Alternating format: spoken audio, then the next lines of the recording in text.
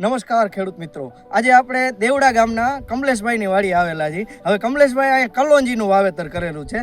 કલંજી પીરી હતી, મહાજીંક વાપરેલ છે.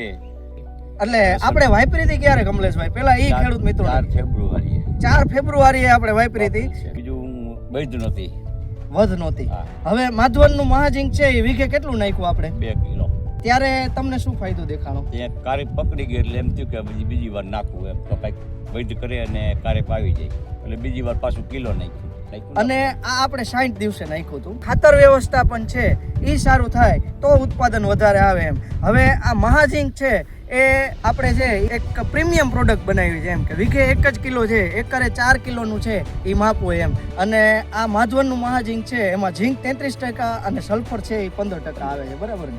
આ પ્રીમિયમ પ્રોડક્ટ છે એ કમલેશભાઈ વાપરી તો એને ચોથે 5મે દિવસે રિઝલ્ટ છે એ દેખાઈ ગયું કે ભાઈ આ માધવનનું મહાજીંક છે એનું રિઝલ્ટ છે એ ખૂબ જ સારું છે એમ. એટલે એને પાછો ઉપયોગ કર્યો એમ. આ દોડવામાં 5 હાંસ વાળું હોય, 6 હાંસ વાળું છે. આપણે બીજું કલંજી છે એ 12 થી 12 હાંસ વાળું છે. 12 હાંસ જોઈ લો આપ મિત્રો, જોઈ શકો છો.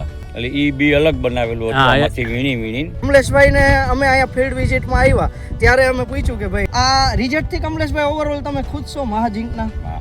ખુશ, બહુ સારું રિઝલ્ટ છે. ખાલી વીઘે કિલો નાખવાથી એક ખરખી થઈ ગઈ એમ. આ માધવનનું મહાજીંક છે એ વાપરવા જેવું કે નહીં કમલેશભાઈ?